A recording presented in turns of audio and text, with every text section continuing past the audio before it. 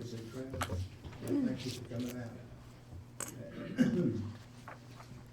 At this time, although they're not here, I would like to acknowledge the election of the new mayor, Ron Duck White, and Judy Wansky, re-elected, and Jimmy Troutman as your new councilman. They will be sworn in at next month's meeting.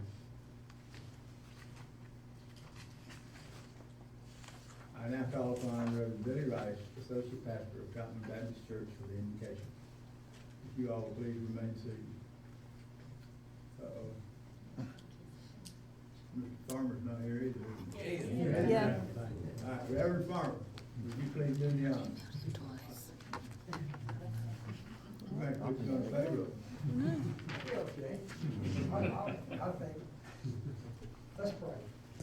Gracious, loving Heavenly Father, Lord, we thank you for another time that we can come together and we do those things, God, that's good and best for our town. We thank you, Lord, for the way that you've blessed us in the past and what you're going to do for us in the future.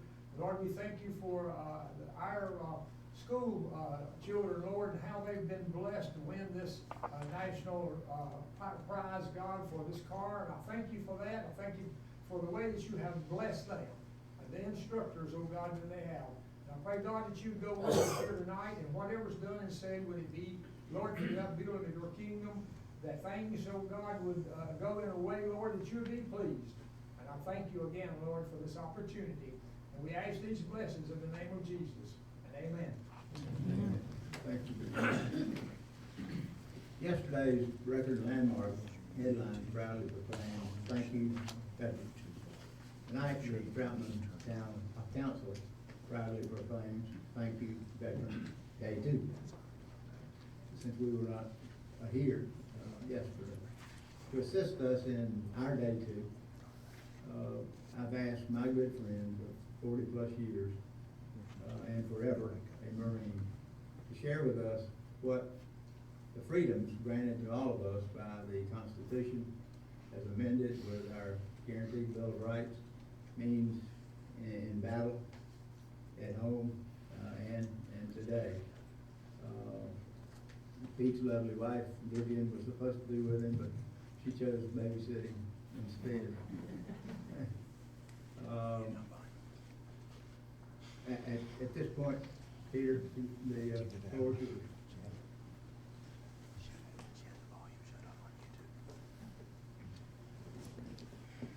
Thank you so much for allowing me to spend a few minutes with you. You know, we've all heard the phrase, freedom isn't free. And I know that most of you feel very strongly that we're all proud of being Americans. But there's a certain amount of pain that all of us must feel to understand why our freedoms are free, because others have sacrificed. 1% of the population of the United States serves their country and all the armed forces to protect the freedoms of the other 99%. And I'm going to, for the sake of brevity, I'm going to read you something that I wrote about a young man that was young, brash, and just full of you-know-what. Thought he knew everything until he joined the Marines. And it goes something like this.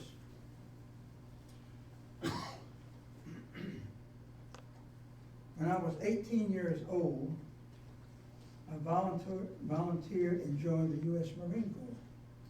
I was athletic, macho, and felt like I could lick the world. I wasn't satisfied to stay at home with Mom and Papa and be told what to do and to obey some of the rules of the house. I knew there was something better out there for me, so I joined the United States Marine Corps. Well, Marine Corps boot camp was the beginning of the eye-opener. It sure was. I was still young and cocky and so sure of myself. About that time, the Korean War started, and I was being sent to fight. I assured my mother all will be okay, and I assured my father that I was going to win the war single-handed. My father gave me a small .22 caliber pistol to carry with me to protect me. I guess it made him feel good about it. Soon we were shipped to Korea. And Korea is known as the Pearl of the Orient. With the bitter cold to greet us. In combat, there was no warm food like Mama made, warm, clean beds with fresh-smelling sheets, and a warm, cozy fire in the fireplace, or any of the comforts of home that I left behind. Canned sea rations, cold, were the menu of the day. A wet, cold, and musty rain-filled foxhole was the offering of a bed with a wet sleeping bag and parka to cover the chilled body. I then began to think about home, my hometown, and all the comforts and conveniences that I took for granted. And I began to feel and realize there is nothing glamorous about being in combat and how primitive it all is. I remember the very first battle that I experienced with 3,000 screaming North Koreans attacking us up the mountain in bitter cold, snowy weather. I remember the tatter of machine gun fire, explosions of artillery, and mortar shells bursting all around us, and the confusion and screaming of men being hit and dying. I was scared and frightened, but acted as all Marines are trained to do, and that is to shoot, fire your rifle, and try to kill as many of the North Koreans coming at us. My thoughts shifted from the same typical American teen boy to a crazed killing machine. No thoughts of home or mama's apple pie at that moment could eradicate the horror of what I was experiencing. When the battle was over, I could smell the burning flesh of humans and hear the cries of the wounded and see the hundreds of young men lying lifeless. I then began to change. The transformation from a boy to a man who has seen the horror of war and the futility of it all. Oh yeah, the .22 caliber pistol that Papa gave me to win the war with, well, in all my fright and confusion, I lost it in the first battle and never even fired it. I never told my father. Soon after, there were many battles that I would participate in over the next 15 months. Because in Korea, it was a battle every night. This is the way the North Koreans and Chinese fought. They would start blowing their bugles at 10 o'clock, 11 o'clock at night, and you're up on a hill, platoon of Marines or soldiers, about 30 or 40 of us, and they hit out trip flares, and you look down the hill, and the flares go up, and it seemed like a bunch of flies coming up, thousands, and I mean thousands.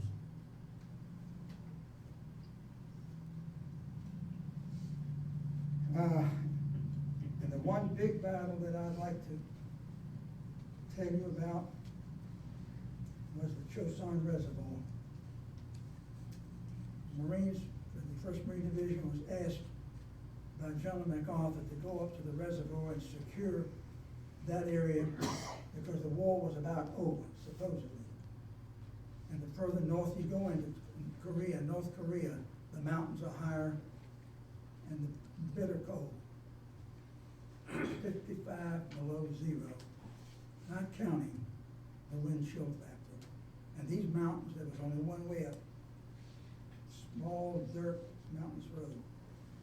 As we got up there and got in position, little did we know that the Chinese entered the war. 300,000 Chinese had us surrounded. 30,000 of us.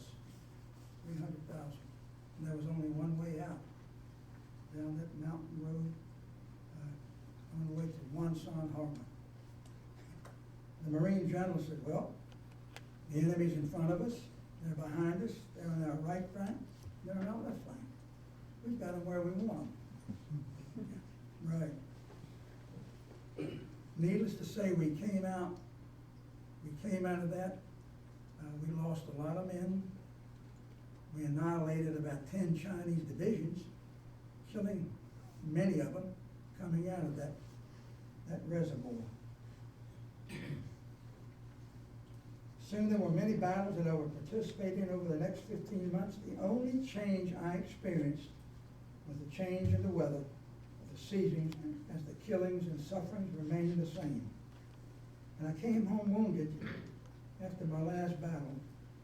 I brought home a mature, grateful young man with much humility and appreciation for Mom and Papa's house, my friends and my relatives, my church, my community, my country, and what it means to be free and to be an American. I guess you could say it was the best and fastest education I had received, and it taught me to appreciate all the good we have in America and how proud I am to be an American. I would like to say this because my father used to say it. He was an immigrant that came to this country in 1913, proud to become an American through Ellis Island. He wasn't given a cent by the federal government. He worked his way. And he used to tell us, when we were young, he said, y'all don't love America the way I love America. I said, what do you mean, Pop? Certainly we love America. He said, no, that's not good enough. I said, Pop, we love it. No, it's not good enough to just love America. He says, I don't love America. He says, I am in love with America. Think about it. When you're in love with something, your wife, your girlfriend, your children, whatever it is, you don't take it for granted. You don't abuse it. You put it up on a pedestal. And I've always remembered that. But I remembered it meant more to me coming out of the Korean War, what Papa told me.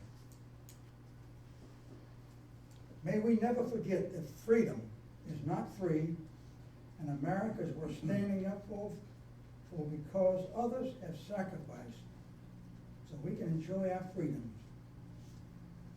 So ladies and gentlemen, today when you see a veteran, don't take him for granted. And you know, not just on Veterans Day, because your freedoms have been paid for by those who spill blood all over, Army, Navy, Marines, Air Force, Coast Guard.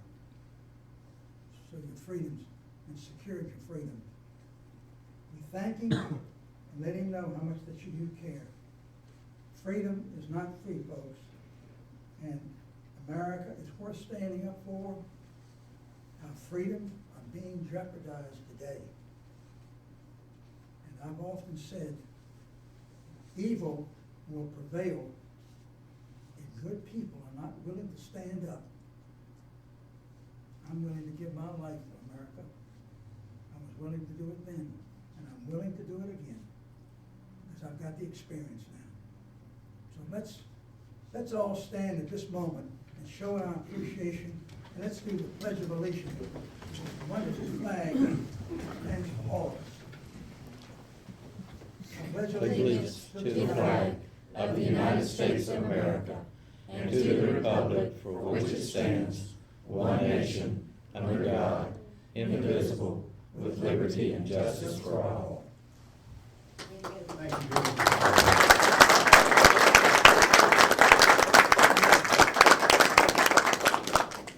God bless you all. Pete, there are a lot of things I could tell about you at this point, and all good and what you're involved in and the things you'll be doing to help veterans, but I don't want to ruin what you just said, so I'm not going to talk. You're a great guy, and I appreciate you. And a wonderful friend. Are there any amendments to tonight's agenda? Is there a motion to approve tonight's agenda as received? T-Ross, is there a second? Second. Judy, discussion. All those in favor, please say aye. Aye. Opposed, no. Business spotlight tonight, Mr. Mayor Pro Tem, what you got for us?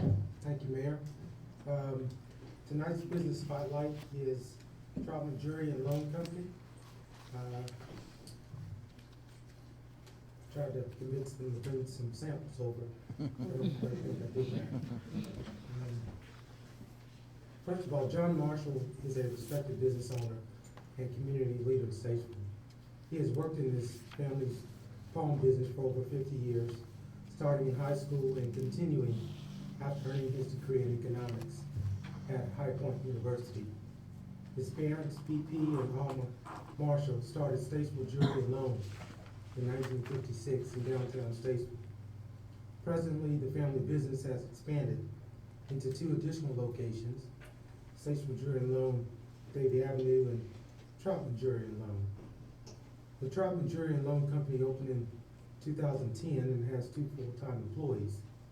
They carry a large selection of new and vintage jewelry, new and pre-owned firearms, musical equipment, electronics, tools, sporting equipment, and collectibles.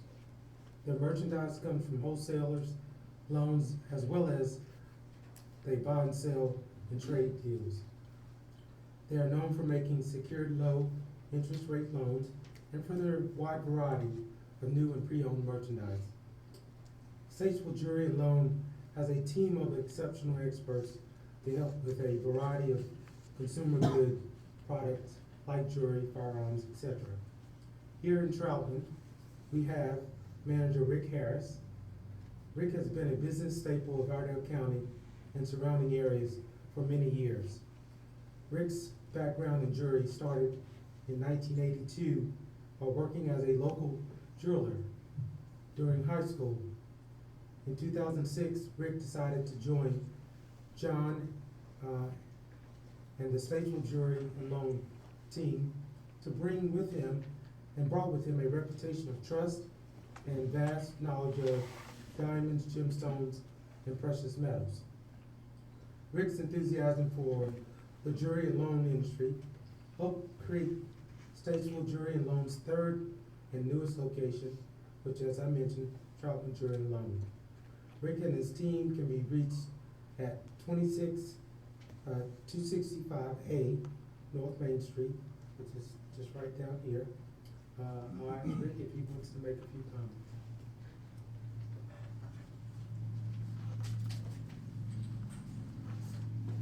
I would like to say we have really enjoyed being here in Troutman. When we moved here in 06, excuse me, I went in 06, when we moved here in 2010.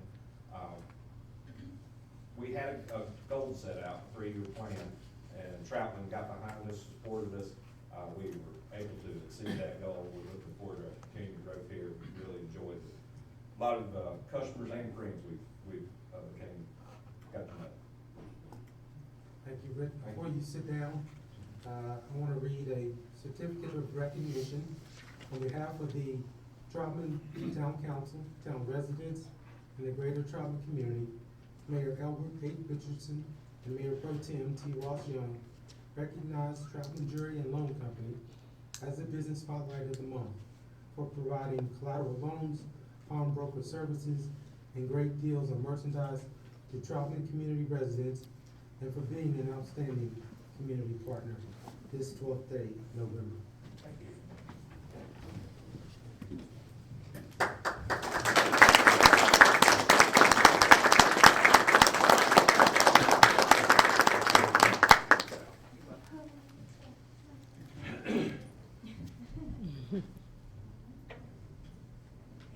Thank you. Thank you, Rick.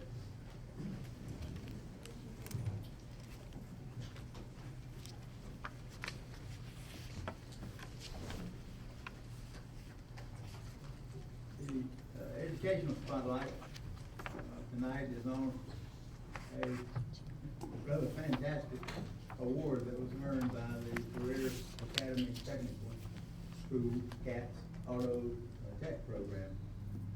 And Judy's supposed to be doing this, but she gave me the duty tonight, so, You want me to do the first part? Huh? I'll do the first part. sure. Okay. The Auto Tech program at CATS was named School of the Year by Tomorrow's Technician magazine, beating out 1,100 other schools across the nation. It is the first year that the contest's 8-year history that the award was granted to a high school. In the past, the award went to technical and community colleges. CATS has a state-of-the-art auto tech workshop. The award is co-sponsored by O'Reilly Auto Parts and Wix Filters. CATS Auto Tech program will receive or received $2,500 donation from Wix, gear from Wix and O'Reilly, travel for the class instructor and a guest to Las Vegas for a recognition dinner, which Mr. Rogers told me this evening has already happened, and a spread and a cover story in Tomorrow Technicians magazine. We will, and for some of you it will be the second time, but it's well worth viewing again, the 6-minute video submitted by the school. Okay. Wanna go? You ready?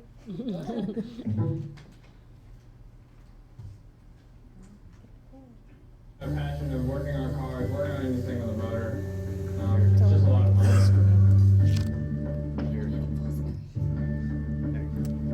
Coming in, working with my friends.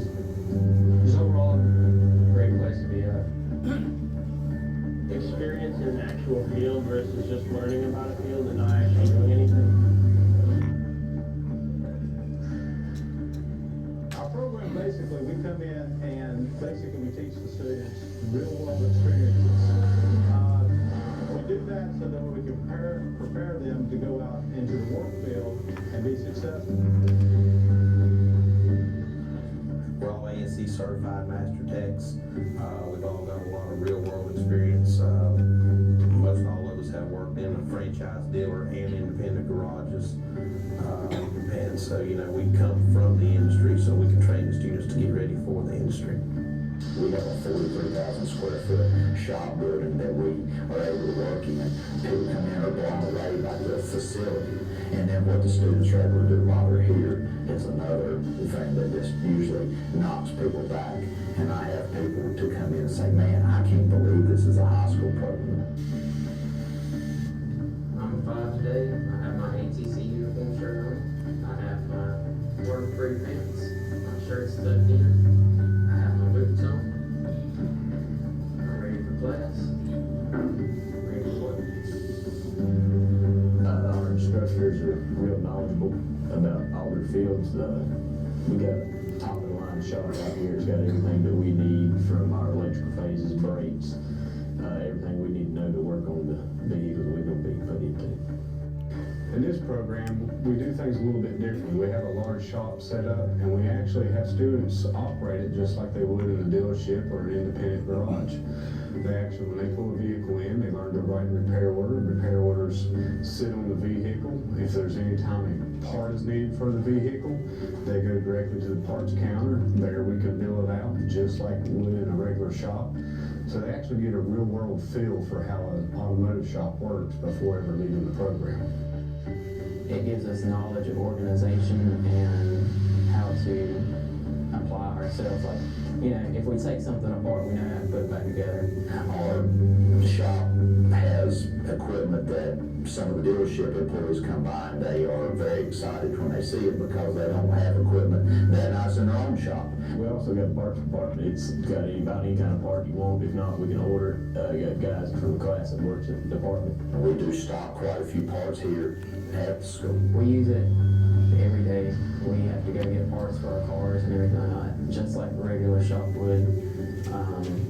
As if you were going to O'Reilly's, or if you was, you know, ordering parts for your car or for a customer's car, you have to know exactly the actual part that you need. Our students have an opportunity to work with some restoration on vehicles. We've got several cars that are in various stages of restoration now. and the students help on every one of those. This program here is actually probably the only program in the state of North Carolina. All the rest have been closed due to lack of funding. We have different technical schools, community college working with us, giving us training aids, and also we have factory dealerships, the aftermarket shops, and also the aftermarket parts departments that all participate in this program and help give us supplies and the materials and training needed to stay on top. The aftermarket, they're keeping up with the manufacturers and they're helping us out a lot here. The Auto Tech Center, PPG, they're giving us plenty of paint for our paint booth and auto body shop. O'Reilly keeps our parts department stocked full of anything we need or they can get it to us. And Ford donated a bunch of vehicles out here, patrol cars and everything for us. But as a student, this sport's amazing because we know we've already been introduced to everything and we've got relations with them already. So that way, if we do go in the Ford dealership or we go to a parts store to work or anything like that, we've already got that connection. The school has been an opportunity for many students to be able to continue their career choice. They have won over $3 million worth of scholarship monies in different programs and different scholarship opportunities that they've had at the school. The greatest challenge that I feel technicians are going to go into is there's a lot more technology in cars now. Everything's evolving as we go along from, more electronics. We got cars now that brakes themselves, parts themselves, cars that talk to you, talk to them. And that's why I think it's good here. We got plenty of equipment that teaches us how to actually use that and keep up to date on the vehicles. A lot of challenges face many students, and with the younger kids as they're growing up and getting into the job force, they seem to lose the sense of professionalism. So when we go to our advisory counselors and the other places that we go to, businesses that hire our students, they never ask them what kind of skills they have as far as brakes or transmissions, if they can do any of that. They want somebody that can show up on time, that can look decent, that can talk to customers, and actually be presentable for their company. We've been very fortunate that at our local level, that our district has really got behind vocational learning and career and technical education in general. And we've got a very up-to-date facility and gives our kids all the opportunities they need to learn. This is the things that we're going to have to learn in the future. So that's why we have wonderful technicians and a great school that we can learn it in.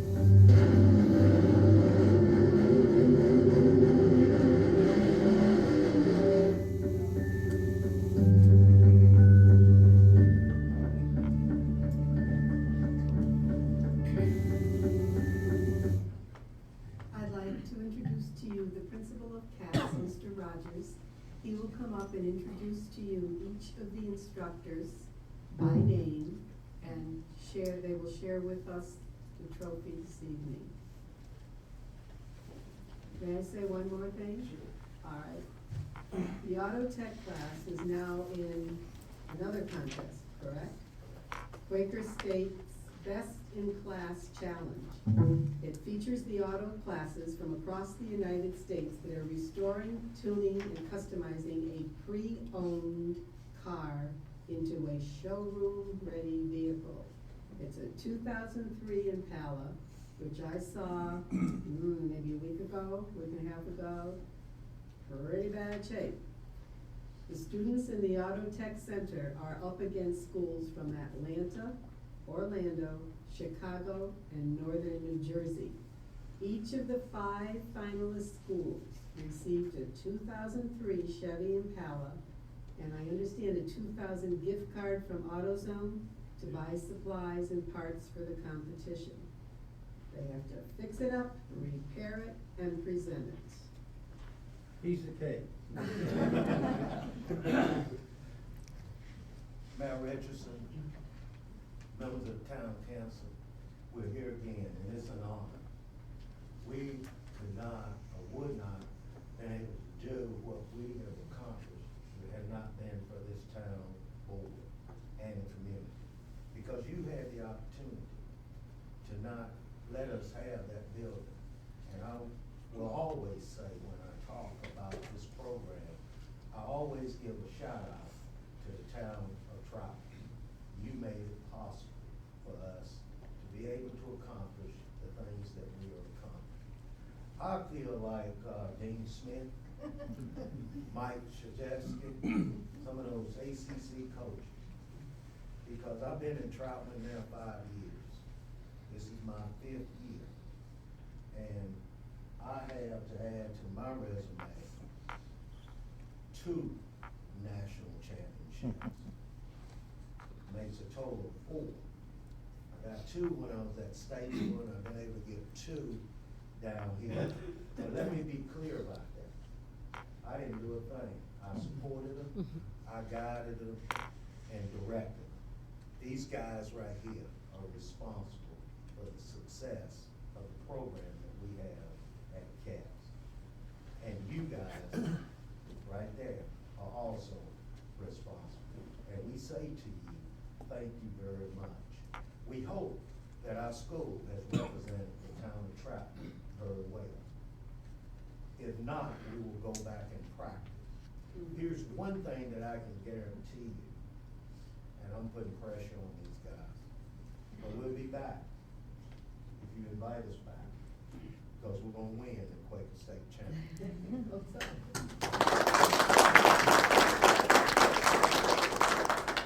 I want to introduce the instructors, and then I'm going to have the department chair and the lead person on this project.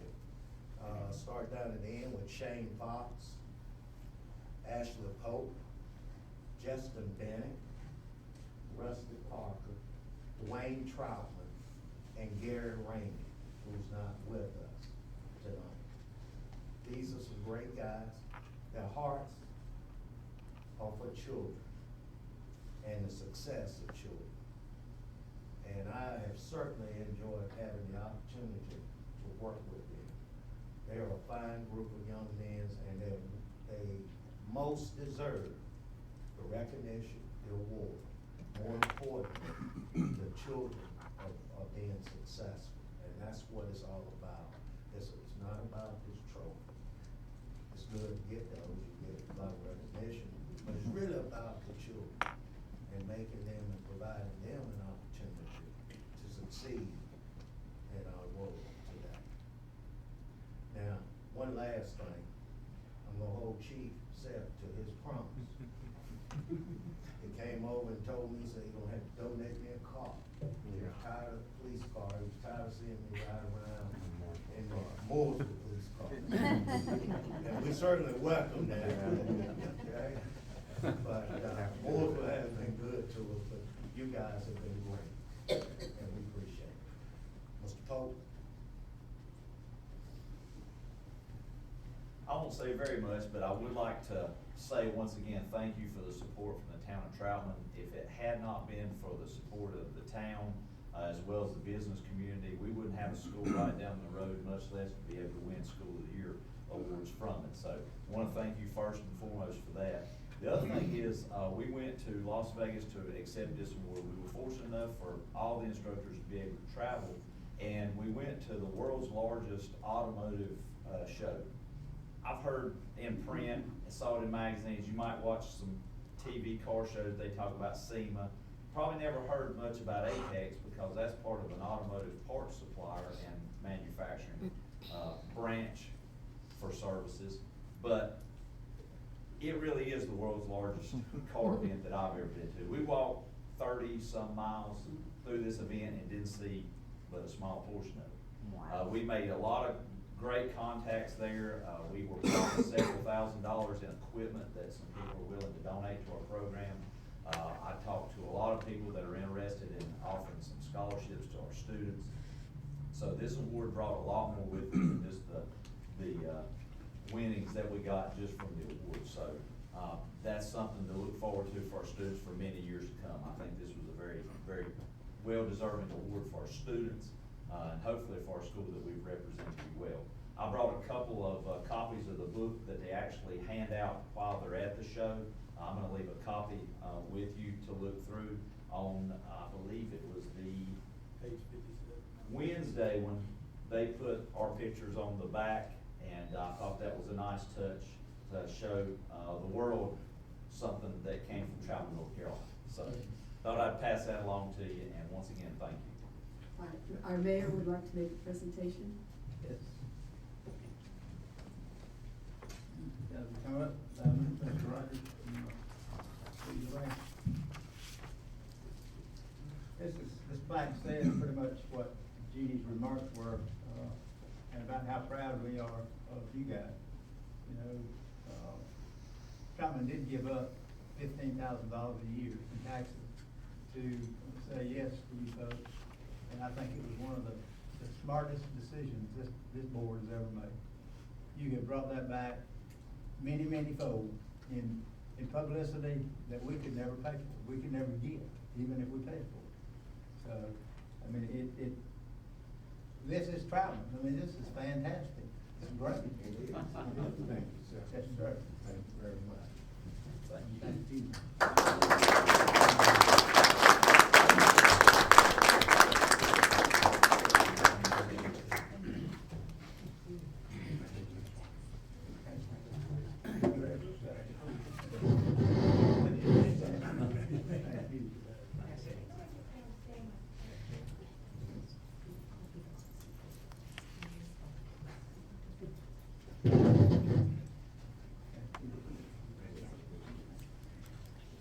I'd also like for y'all to, if you have a chance, Wednesday afternoon, starting about 12:30, 1 o'clock, we're gonna reveal our final product for the Quaker State Channel, so you can come by and see the current condition of the car. Great. You will be surprised. Yeah, I will.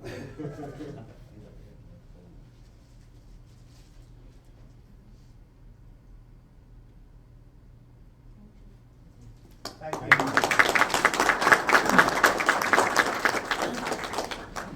Y'all need anybody to go to SEMA with you next time?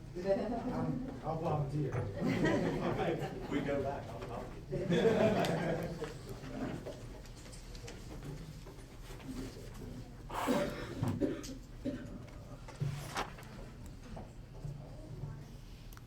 Standing reports. The first one is on the Parks and Rec Committee Chair, Longino. Sir. I got 2 pages tonight, so it's gonna be a good one. Well, Trails and Treats was a huge success yet again this year. We had an estimated 1,200 people show up to walk the trail and trick or treat. The design consultants for the pavilion, Labella and Associates, were present, and they polled the public on a couple of designs for the pavilion to get feedback on which one the public liked and to see which one they liked the most. Their willingness to get involved and their ease of communication. I think it tells me that they're going to be a good partner to work with throughout this project. But speaking of the pavilion, the groundbreaking for the Park Pavilion is on Tuesday, November 17th at noon. That's this coming Tuesday at noon. There will be a brief presentation by Mayor Richardson, Ryu Goto from President of ESC. We hope to have a member of the Tobacco Trust Fund join us as well, since they're our biggest contributor for the park project aside from the town. At the event, we'll unveil the design of the pavilion, recognize everyone that has contributed along the way. We'll take a group photo, there'll be some refreshments. So please join us if you can to celebrate this momentous occasion. The rotary fit stations that you've been hearing about for a little while have been delivered. Thank you to ESC for allowing Rotary to store them there until we can install them. Rotary is planning a test install of 1 or 2 stations in the coming weeks to get a handle on how the installation is going to go, so we can develop a plan to install all 20 of them. But they hope to have them finalized as soon as possible. Another addition to the park is a recent Eagle Scout project that has yielded us several benches and picnic tables in our park. Thank you to John LaRue for the photos. I stole them from your Facebook page. They're really well done, and I think they're going to complement the fit stations really nicely. They're most prominent not far from the entrance to the walking trail right here behind Town Hall, but there are also some benches down in and around the nature trail. And another addition, I think I mentioned last month that the new playground equipment had been delivered. It's now been installed in the park. It caters to smaller children and is made mainly plastic and slightly smaller than the other set of playground equipment we've got out there. This equipment was made possible through a contribution by the town council, so thank you all so very much for that. The annual holiday meat sale is going on right now. The price is $30 per Boston butt and $40 for a holiday ham. Pickup will be November 24th. It's a Tuesday at ESC. Contact Town Hall to place your order, and they're delicious, so I recommend it. The second annual Troutman Jingle Run will take place on Sunday, November 29th at 3 p.m. at 107 Grannis Lane. Instead of monetary donations, participants are asked to bring gently used coats, non-perishable goods, and/or personal hygiene products for the Children's Hope Alliance. Registration is required for timing and liability purposes, so participants can register for the free 5K or free fun run at Town Hall, at McClellan Family Shoes in Statesville, or online at surveymonkey.com/r/Troutman Jingle Run. This month, the Wendy's night will be on Monday, November 30th. Please stop by Wendy's and grab a meal to go or dine in, as 20% of the proceeds will go to benefit the park. And I'm not sure how next month's meeting with the order of things is, so I wanted to take a minute now to thank this council for their support and their contributions to ESC Park. As you heard me mention, we've got a lot of stuff going on, and it wouldn't be possible without you guys. Over the last couple of years since the park opened, we've had a lot of volunteers that work very hard and continue to work very hard for the improvement and well-being of the park, and it means a great deal to those volunteers that put so much time and effort into all the projects we have for us to bring something to you all, whether it's a small amenity or something like this park pavilion, and we have your support. So thank you all for all that you've done for us, and I hope that the Parks and Rec Committee will continue to move forward in a positive direction, and that you'll continue to believe in us and the projects that we move forward to. So thank you, Mayor Richardson, and thank you, Town Council. Thank you, Questions Mr. or anything? Benjamin. Yes, sir. I mentioned off a lot of dates. Does everybody have them marked down, so they'll be there. I like the way you do the fun run on the 29th and Wendy's on the 30th. Right. Not the other way around. You lost those calories, you gotta get back.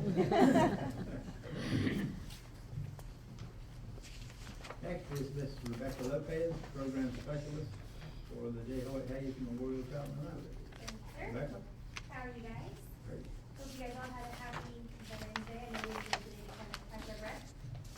Last month we did host our Halloween party on Friday, October 30th. It was the same day as Trails and Treats, so we were fortunate enough the kids didn't have school. We were able to host it prior to Trails and Treats. We had approximately 150 children participate. We had a book walk where they were able to win books. There were do-it-yourself masks and candy bags, so kids didn't have costumes necessarily, could still come and participate, which was nice. I created a poke a pumpkin board where the kids got to punch a styrofoam board and take candy out of the cup they punched, so I really enjoyed that one. And then we had a ghost pillowcase potato sack race and face painting. So they had quite a few things to participate in prior to Trails and Treats, and they got to kind of use the room like the earlier, so it was nice. I know October was a busy month. November is fairly busy as well. We have 34 programs this month. One of the notable ones is our Native American Heritage Month celebration, which is part in due to your generous assistance with that program. We were able to pay for it through the funds you helped us with, as well as the Friends of the Library, so that's a nice program. The kids are going to learn about Native American heritage. They'll get to build a real-life teepee. It's fairly large, so I'm sure they'll enjoy that one. And then we're also going to make Navajo fry bread. So it's a cool little field trip that's actually coming to the library so the kids can learn about a different culture rather than kind of doing the norm. Two other big things. Our community garden is still in the works. We're hoping to have it finished by the spring. We had a community work day last Saturday, and we're also going to have one this Saturday from 2 to 4. So we can kind of get the garden ready for winter and then hopefully finish it in the spring. We did have a nice local Cub Scout pack. Pack 174 came earlier this month and planted a butterfly bush as well as walnuts for a walnut tree. So we'll have that to look forward to in the coming years. And then Lowe's is also generous enough to donate the supplies for a butterfly garden. So we're hoping to integrate that into the current community garden. It will actually be the focal point right in the center. So it'll be a nice addition to the garden that we currently have. And then my last thing I wanted to make sure to bring up is our teens. I know sometimes they get a bad rap for their shenanigans. So I've been working with them a lot started a teen book club that happens every month. So they actually get to pick the book, and I kind of theme it. So October was banned book week month, so they went ahead and picked a banned book. You usually get to either watch a movie, we do the discussion, we have food. December is actually going to be the chocolate war, and they are going to have to try some yummy things and some gross things dipped in chocolate afterwards. So that'll be fun to watch. And I also started a teen advisory board, so they essentially function as a sounding board for us. So they're the ones that tell us this is the kind of program we want, this is the time it needs to happen, these are the days that are easier. So they've been really good about giving us feedback so that we can encourage them to participate rather than just going and laying out the library. One program I'm excited about with them is actually a random acts of kindness program. So instead of doing a teen book club where they get to sit and enjoy themselves, they're actually going to have to give back. We're actually going to construct various random acts of kindness and then go around the local community and drop them off at people's houses. So that'll be nice. And then I'm also going to have them write a letter showing their appreciation for a family member before they go home. So the parents necessarily aren't always involved, but I think it'd be nice if the kids kind of let their parents know they're glad they're there. And then last but not least, I hope to start a career prep program for them. I think some of just in the coming weeks, I think some of them have kind of expressed concern about what they're going to do. Some don't really know what they're going to do. So in conjunction with our career and technology lab, I want to kind of have an outlet for the teens as well. So that way they can, if it's school, if it's not school, whatever it is, just kind of help them figure out where they want to be so that they're not lost come graduation. And that's pretty much it. Any questions? Rebecca, you and Jill are amazing. Julie. Excuse me. Got the J right. You all accomplished so much with so few, just Yes. few of you, and you got something going on every day. We try to. We were just talking about it today. If I don't have a program going on, I'm usually wondering what's wrong. We usually have at least one or two a day. Try to keep everybody busy. So we enjoy it. Follow up with Mayor's comments. Yeah, you folks are just so active. You know, staff, the friends, the library support you, and guidance and support, motivation. It's it's amazing. Sit here. I couldn't keep it. You're just, I'm not talking about you. Right. You had so much going on. I lost track. I couldn't write that back. Exactly. So, I try to slow down. kudos That to you. happened. Kudos, you're amazing. Well, thank you. And we appreciate you guys helping us out. We really were excited. We have that Native American program that's part and due to your guys' generous donation. And then we also plan to have a storyteller and I think really what's a puppeteer of some sort. So we'll see what happens. But that's the first big program that we're able to host because of you guys. Normally we don't have a program of that size this time of the year. It's usually just Christmas and other major holidays. So we really appreciate you guys helping us out. Thank you for what you do. It's really nice that you're kind to senior citizens that want to get their library card. You gave it the second time today. It just took 2 tries. It's okay. Mr. Emmett. Well, Honorable Mayor and Town Council, I want to also thank you for all you've allowed the library to do. As you can see, here we have our smiling Julie Moore there with the certificate in her hand, presenting it to our 2014-2015 J. Hort Hayes Memorial Library Volunteer of the Year, Judy Taylor. She's very energetic about her job. I actually wrote the news to her a month early. I couldn't stand myself, and she started crying. So I said, Julie, come in here. She said, what is that? We told her. She says, can I bring a friend? So we had a reception on October 15th at the Voste Vineyards. Had about 25 enthusiasts. We had Mr. Rue there with his camera. That's compliments to you. Thank you, John. And so have camera travel, yes. Actually, there were a few more, and I bribed Rebecca not to put them on there because I had my. It was glorious. I told him it's going to come out one day because he is in a female Halloween costume. So Wearing a dress. Well, no, not for the night. It just happened to come there. That's all. Thank you again, John. Anyway, we also had our fourth quarter board meeting and our officers. I'm going to begin my 6th year as president. They just won't let me quit. And Maxine Hargis is my executive vice president, starting her 2nd year. And Winky Powell, who was instrumental with many of us in getting this thing off the ground. She was formerly vice president. Now she is our secretary treasurer. That's a position that she likes. So things remain the same for the next year. But once again, thank you guys for supporting us. Now, the main thing tonight, riding on the coattails of putting Troutman on the map, there were 2 awards that we applied for. One being the Francis B. Reed Award, and the other one the Francis Ashburn Award. The Francis B. Reed was for the, part of the North Carolina Friends of the Library. And for those that don't know, the Friends of the Library is a worldwide organization. There's a national organization as well as a state.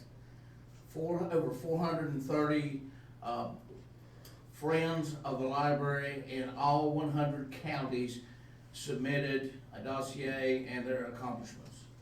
One Sunday afternoon after church, I get a call from a lady, and she explains who she is, and she says, "Are you Steve Rimmer?" And I said, "Yes." And she explained, she says, "Well, I just want to let you know you guys beat out everybody in the state."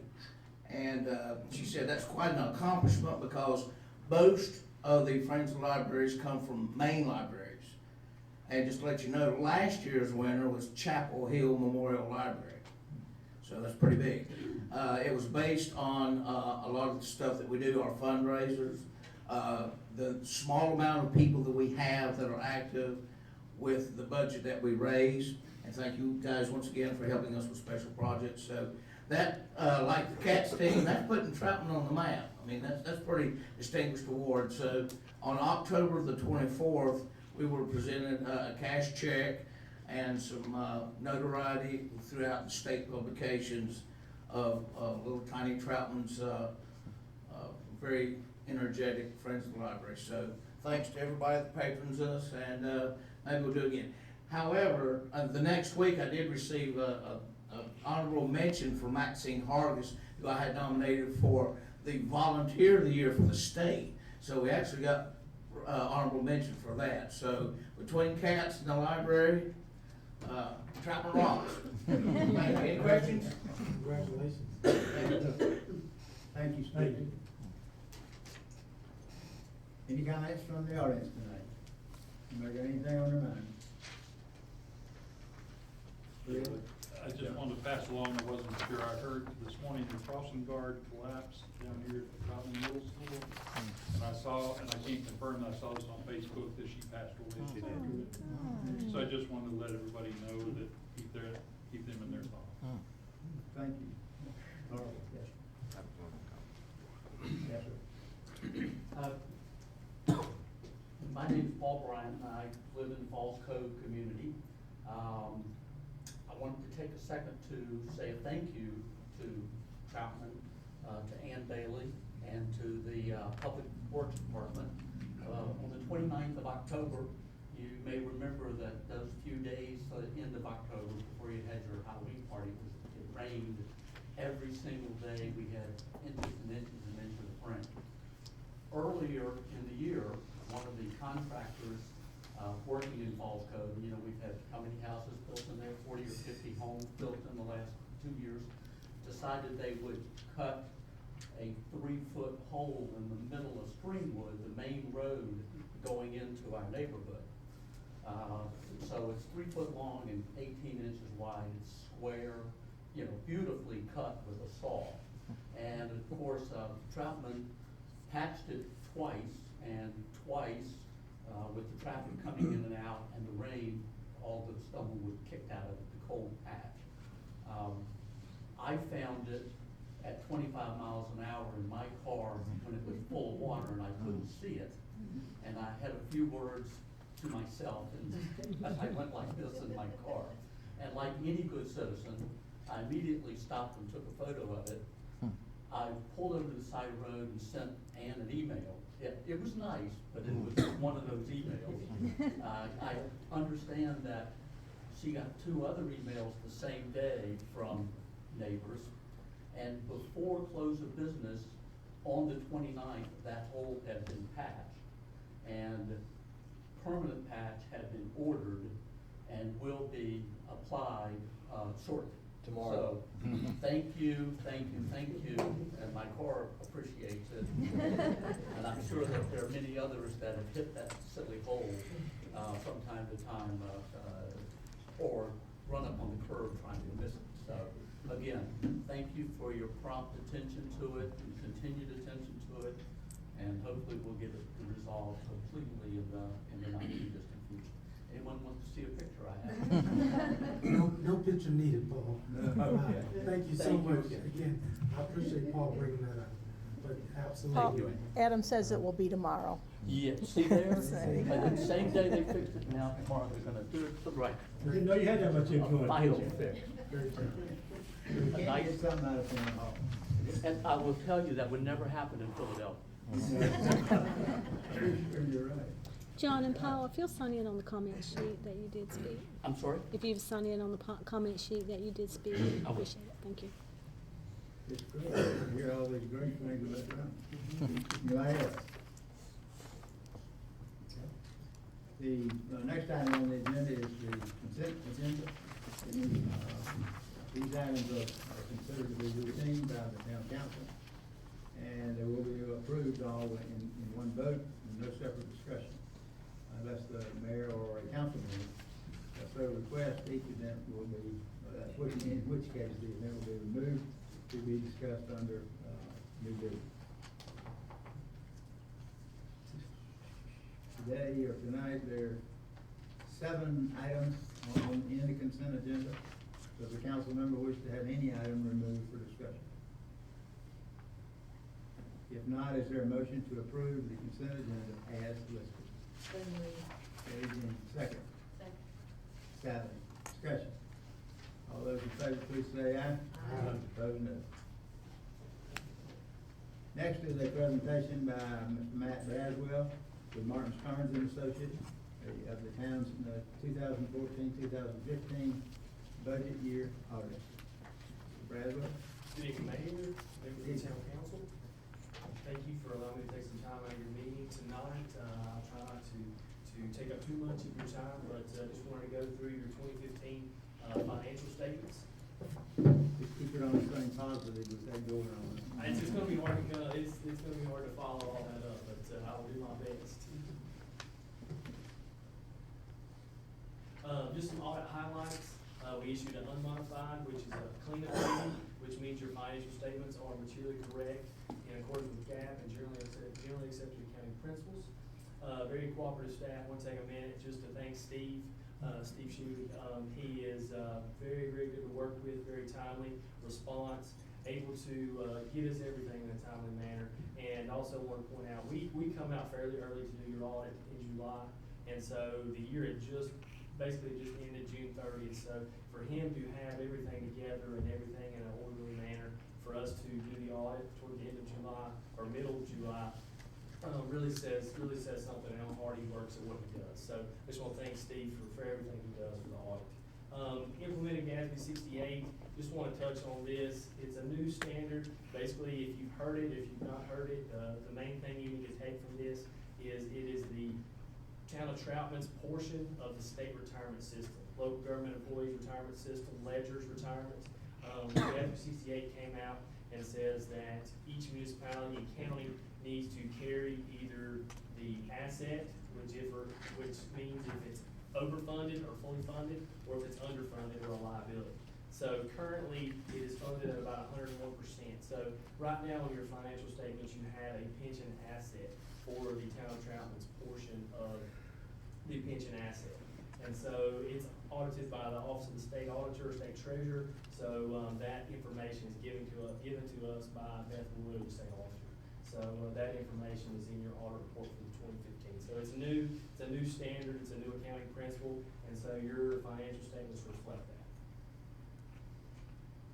General fund summary for 2015, revenues increased around $166,000. Expenditures increased around $162,000. So revenues at 2.9, expenditures around 2.8. And we'll go into more detail of your top 3 revenue sources and top 3 expenditures just shortly. This slide right here, your total fund balance in your general fund increased around $60,000 to about $1.3 million. Your fund balance position, this is what the Local Government Commission looks at when they compare you to other municipalities. What they look at your financial status, which is your total fund balance of 1.3 roughly that we just looked at, less your non-spendables, which is your prepaid amounts, which is not available to spend, and your stabilization by state statute, which is required by state law to be restricted and is not available. And this amount is basically your accounts receivable, your money that you have not received in yet that's not available to appropriate for next year. To to leave you with an available fund balance of $1,027,000. So by 2016, it will be available, and Yes. taken out of stabilization. Yes, but you'll have some every year. Every year Right, you'll right. have your outstanding accounts receivable. That's sales a year tax. behind, so. Exactly. Is that as of July 1st, or, you know? As of this year? 6/30, it's a snapshot at 6/30/15, yes, sir. What percentage is that? Percentage, That's still required. we're getting ready to get to that, to available fund balance, yes, sir. Right here, this is your available fund balance as a percentage of expenditure, so that $1,027,000, the LGC will calculate that in and put that into your expenditures, which your expenditures and transfers. So last year, 2014, you had about 40% available fund balance. This year, you have around 36%. And so if you look at the previous slides, your fund balance, total fund balance went up, but your available fund balance as a percentage of expenditure slightly went down by about 4%. And so that's due to the increase in your stabilization by state statute. And then if you look at your expenditures, increase about $160,000. So the money that you're dividing your available fund balance into slightly increased there. So that's why it slightly came down to about 36%. And just to kind of put that in perspective, 8% is what the local government commission basically says is a month reserve on hand. So you have about 4.5 months of reserve or supply on hand of available fund balance, so about 4.5 months. And then we'll go into your top 3 revenue sources, ad valorem taxes or your taxes. This is going to be your main source of income revenue for all municipalities and counties. You had an increase of about $90,000 or 6%. Due to the increase from 44 cents to 47 cents, which increased your levy, so it increased your tax revenue there. Other taxes and licenses, this is made up of your sales tax, your local option sales tax. It increased around $60,000. This is a good thing. We've seen sales tax up, I do about 25 or so local governments. So I've seen increases pretty much across most all of them. Some have been more or some have been more substantial than others. But $60,000 increase in your sales tax, that is a good thing. And we've seen as a gradual increase across this 2015 year. Your intergovernmental revenues, this is your restricted as well as your unrestricted. This is like cow bill money, franchise tax, your telecommunications, your beer and wine tax, and video programming. You had an increase of about $50,000, and mainly due to franchise tax, which is closely related to your sales tax as well. It's similar. It's state revenue, state sources like that. So your franchise tax was the main contributor to this increase in revenue. Top 3 expenditures, your top 3 functions. Public safety increased around $7,000 or less than about 0.5%. So very, very comparable to prior year. No major fluctuations or anything like that. Your general government expenditures increased around $68,000. Excuse me.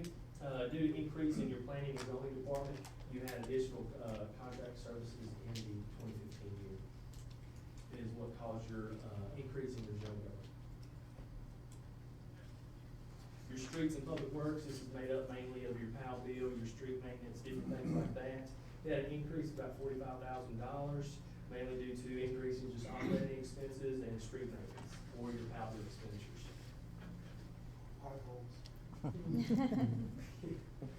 Yeah, something, Yes. I apologize. Can you go back to the slide right before the general?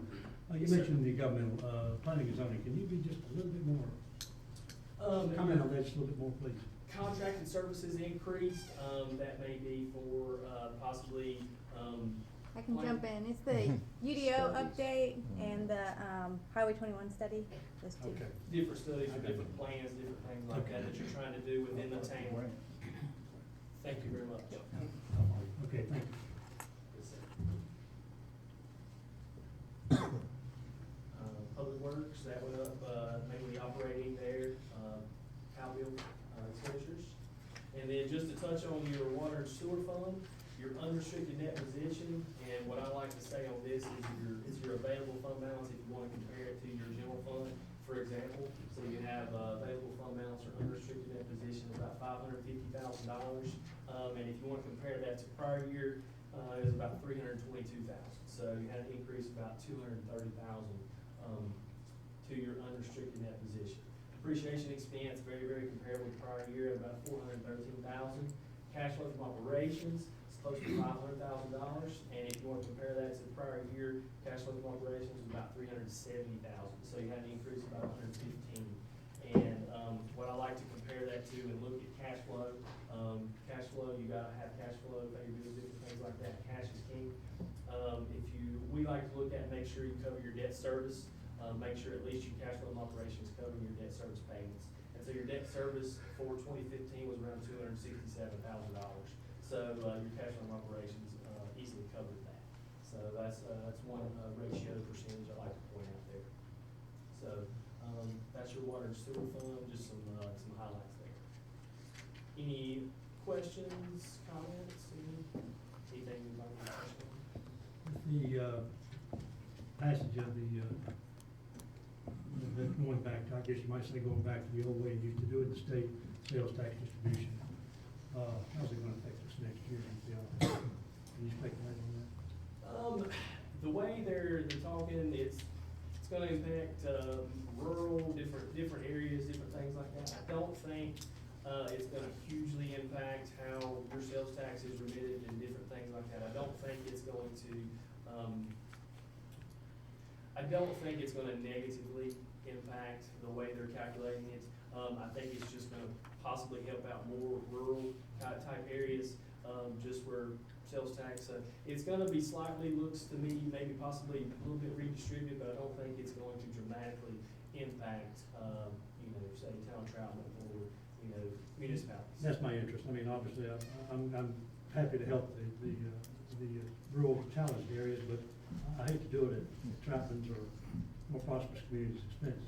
Definitely. Don't kill the goose that lays the golden egg, or, Yes. some areas such as Charlotte and Mecklenburg County.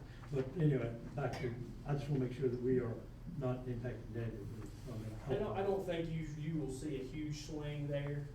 It may, slightly here and there, but I don't think it's going to be a huge to where you're going to feel that. I do not think that. I think it's gonna, somewhat the rural, more communities there to help, that has a lower, doesn't have as much, business type as town traffic and different things. This is a great picture and a significant improvement from some of our previous years, especially in the water and sewer fund. Definitely. Yes, sir. So I'm very pleased with it because it is a good picture. Can you, from your other municipalities, can you rank us somewhere in the, 1 through 10? How do we match up with others our size? Would you be possibly talking about the water and sewer fund, general fund all together? How? But I'd like to see them both. Both? One water and sewer and one. It kind of depends on what your benchmark is. If your benchmark is other places that have similar population groups as you and different things, if you're looking at available fund balance, depending on that, your average for about 2,500 populations or about 10,000, their available fund balance is average is around 70%. Yours is around 36. But that just all depends on how what your benchmark is, what, as a management team, what you want that to be. It can be as high as you want, or as low, however much you want there. So ranking, I think you're in good financial health, good financial standing. To put a number on that would be very, very difficult there. So it's also dependent upon your growth in your area too. Definitely. You're gonna have more debt if you're growing. Definitely. And I think, you're doing water sewer projects, different things like that. You got some state revolving money there that's interest-free. You're doing some projects there for water and sewer. I think water and sewer is very healthy. General fund, all together, I think overall good picture for Tillman Drive. To rank it would be, it'd be taking a kind of a shot in the dark there. But what I would suggest is going to the NC Treasurer's website. If any of y'all are familiar with that website, there is it's It's under the memos. I can send Steve a link if he would like, and he can distribute that. It compares you to other places in your population, other population groups. It'll show your tax rate, how you compare on your tax rate per capita. It'll show your available fund balance compared to everyone else. It'll show various rates and everything like that. So I would suggest, possibly looking at that to, and Steve, I think you're aware with the NC Treasurer's website, those memos. But I'll send you a link, tomorrow when I get in the office. But, I think overall, town of Troutman Hill, good standing. Anybody else got any questions? Thank you, sir. Thank you for your time. Have a good evening. Thank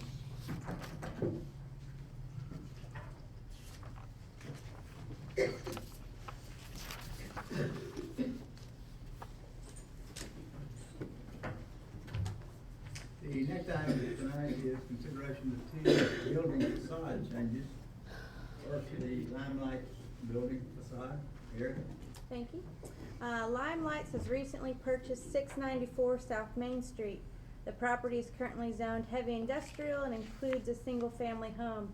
The applicants have applied for permits to convert the home from a residential use to a beauty salon and massage studio. Although the use will be commercial, the applicants desire for the structure to remain residential in appearance. They are requesting the addition of a porch and enclosing the carport with a brick front facade. The UDO provides no guidance for facades converting from residential structure to a commercial structure. DRB recommended approval upon the front wall of the carport being brick, which the applicants have agreed to. Therefore, staff and DRB recommend approval as presented this evening. Erica, quick question. So there will be a side entrance on that garage? The applicant is here this evening. I'll let him speak on that. Yes, sir. The entrance will be at the rear. Okay. The front is just gonna be a facade, it's just gonna have a nice appearance, pleasant appearance, and especially looking at the building now, what it will be. So it's just reversing the garage looks? Yes, sir, it's gonna be completely brick across the front, so it's gonna completely have a brick veneer all the way across. Gonna put a 10 by 18 porch on it with rock columns, nice open, wind deck, closed up underneath, and the main entrance will be to the back, the other one is accessible. Standing seam roof, I believe, looks like, standing sorry? seam roof. I'm You have a sorry? standing seam roof on the building? It's gonna be a metal roof, sir. Okay, Yes, yes, sir. ma'am, Yes, yes, sir. okay. Any other questions? Is there a motion to approve this, building facade change? So moved. Would certainly get The better. two ladies on the end. Discussion. All those in favor, please say aye. Aye. Opposed, no. Thank you, sir. Thank you very much. Thank you. The second request is a facade change for the R Kids Car Lot building. Eric? Thank you, Mayor. Our Kids Car Lot is pursuing redevelopment of their car lot located at 355 South Main Street. Part of their proposal includes a 5,000 square foot automotive sales and service building. The property is currently zoned highway business and includes a single wide trailer used as the sales office. The applicant submitted a metal building design to the design review board in October. As metal is clearly not permitted, the design review board and staff recommended denial. On November 5th, the applicant resubmitted the elevations included in your packets with stucco as the primary building facade material, increased windows along the front facade, and brick veneer accents. Staff relayed this still did not meet code, and so today, just a couple of hours ago, the applicant resubmitted with a true brick front and a request for the town council to consider stucco and brick veneer for the sides. The ordinance offers little direction on the sides of a commercial building, other than noting they cannot be metal, vinyl, or unpainted concrete block if seen from a public street. As none of those materials are proposed, staff recommends approval of the facades as presented this evening. Same big change. What? Come a long way. It has come a very long way. So that I'm clear, stucco on the front, brick on the side. No, he's now proposing brick completely on the front. Total. Now, what's the dark shade down there then? That's what's throwing me out a little bit. Does it appear funny that, it's not showing up on my screen at all, but, All right, maybe I'm looking at the wrong picture here. and Mr. Parko is here this evening. I think you're looking at the I'm looking side at the side, elevations, yeah. yeah, so Yeah, the yeah, top okay. two views are the side, and then the bottom picture is the front of the building. Okay, now on the side, the top portion is what again? The top is a metal roof, and then you have stucco in the middle there, and then brick veneer, Okay. accent on the side. Okay, I got you. Any other questions? Is there then a motion, to approve this facility? Go on, would you like to speak? I'm here if you have any questions, sir. Yes, sir. And thank you for listening. I'm sorry, what's your name, sir? My name's Richard Capaco. Okay, yes. Any questions? I'll make the motion. Make a motion, okay, you make a motion to approve, I'll second? second, I'll second. All? Any discussion? All those in favor, please say aye. Aye. Opposed, no. Thank you, sir. Council, thank you. The next item on the agenda is your consideration of approval of the preliminary plat for the Iredell Charter Academy. Erica? Thank you, Mayor. Major preliminary plats come before the town council for two primary reasons. The first is to ensure that conditions have been met on conditionally zoned projects are those requiring a special use permit. Schools are allowed by right in the highway business district, so there are no conditions to review. The second is to ensure that the big picture plans of the town have been considered, which I believe they have. The purple star shows the use of cross tie lane as the access point for the school, meeting an important town strategy to reduce the number of driveway cuts on Highway 21. The green star highlights greenway and sidewalk connectivity throughout the campus, meeting numerous town goals for alternative transportation and recreation. And the yellow star highlights north-south vehicular connectivity, part of the town strategy to keep Highway 21 working efficiently. Here's the big picture again. You can see the north-south greenway connectivity shown with the green dashed line, and the north-south vehicular connectivity shown with the yellow dashed line. To conclude, staff and the planning board recommend the plat as presented.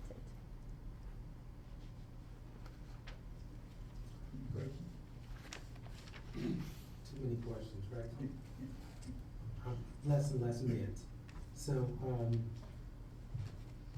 that green part, what is the type of material they can use back there? On the greenway? Yeah. It'll be pavement. So when we connect, it'll be the same thing? Yes, they're building it to our standards. Okay. Is there a motion to approve this preliminary plat? So moved. Ross, that is in discussion. All those in favor, please say aye. Aye. Opposed, no. The next item is consideration of the annexation request, non-contiguous, of Superior Properties of Iredell Limited Partnership at two small parcels, a 0.133 acre and a 0.065 acre, which is owned by that partnership, be annexed into the family. To consider this request, first, we need to consider adoption of Resolution 15-15, entitled Resolution Directing the Clerk to investigate a petition received under Article 4A of General Statute 168-31. Is there such a motion? So moved. Hero, is there a second? Second. All, discussion. All those in favor, please say aye. Aye. Opposed, no. The clerk, being very efficient self, having already so investigated, is there now a motion to approve her certificate of sufficiency? Hero, is there a second? Second. All, discussion. All those in favor, please say aye. Aye. Opposed, likewise. Is there now a motion to adopt Resolution 16-15, entitled Resolution Fixing the Date of a Public Hearing on the question of non-contiguous annexation pursuant to Article 4A of General Statute 168 for this council's next regular meeting at 7 p.m. on December the 10th, 2015. Is there such a motion? So moved. That Judy and T-Bone. Betty Jean, I'm sorry.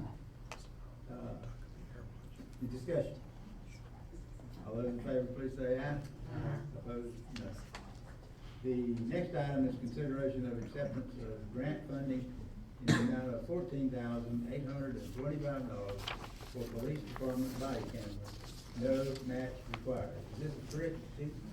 No, it's 100%, on the grant award, you see it down there, it says 100% funding. Is there a motion to accept this grant, or you want to question? Okay. Judy.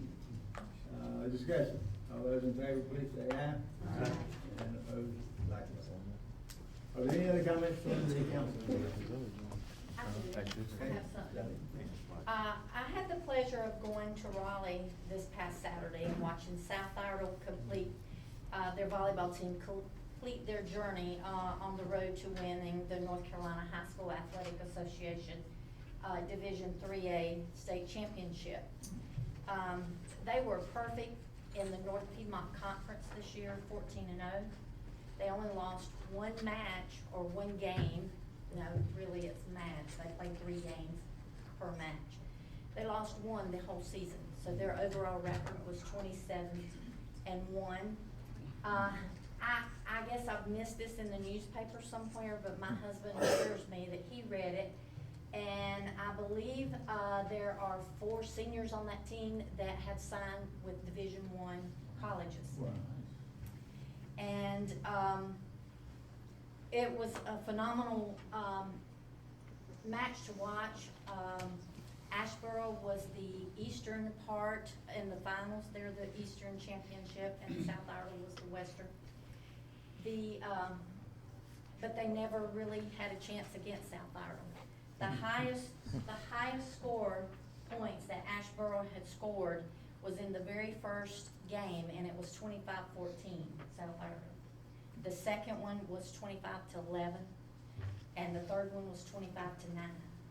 So, and I'm pleased to say that we were further away than Asheboro, and there was more representation for South Iredell than there was for Asheboro there. So I would like to see us erect a sign like we did for the football when they won the state 2A championships back in 2012. I think that sign was designed to be added to. Okay, yep. Yeah. Is that, you need a motion, or is that just?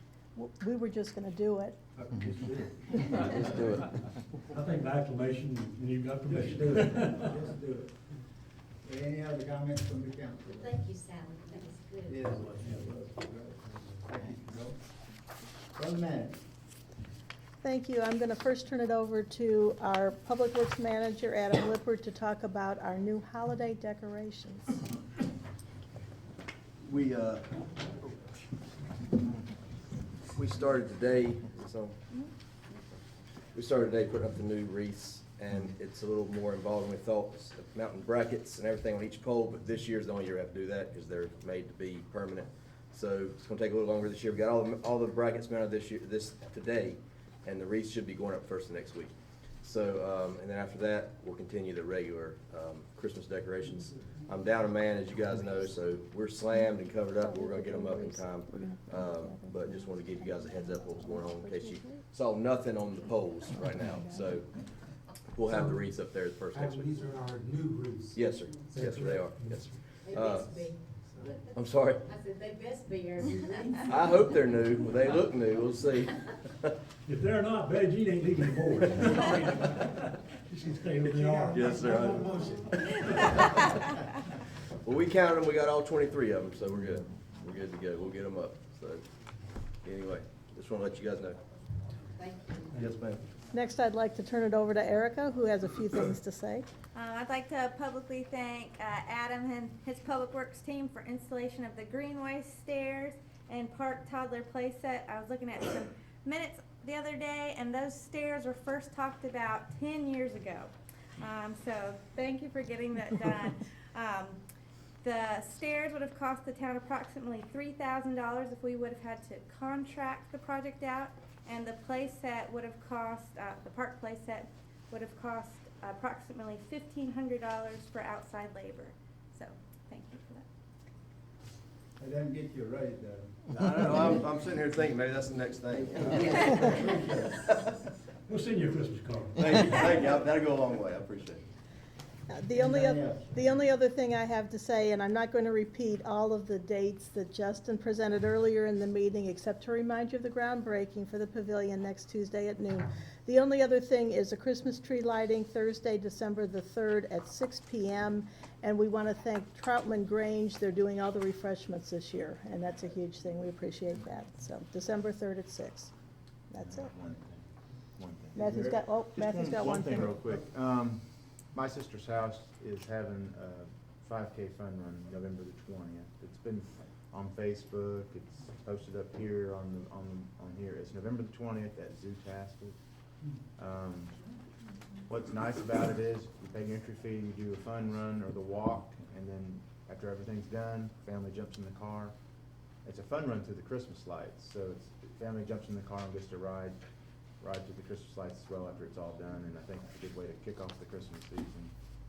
If anybody's interested in doing a fun run, I will be doing the 5K.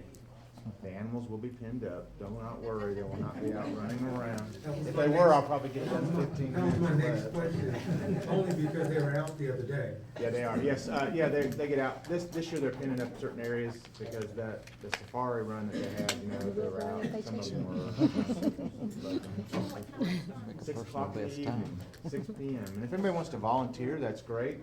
Then you can still go run through the lights afterwards if you want to volunteer. But like I said, I'm going to do the 5K see a problem. So hopefully get it done in 35 minutes or less. Anybody got anything else? I do.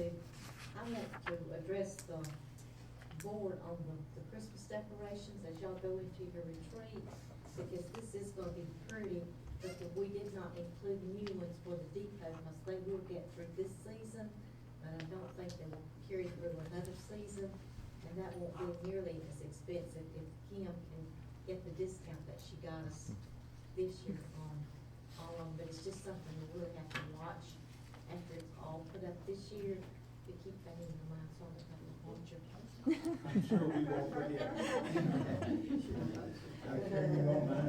You're invited, be the audience to remind us. Thank you. Anything else? Is there a motion to adjourn? Betty Jean Stout. Adam, Very much. did you guys put the bows on the wreaths, or we're gonna do that? Steve, Oh, we're gonna do that at Steve. the holiday meal. Can I see you too? I told him just go ahead and start on that tomorrow. Okay. I didn't know exactly what. Okay. Just say get done, so they're going the road first thing in the morning.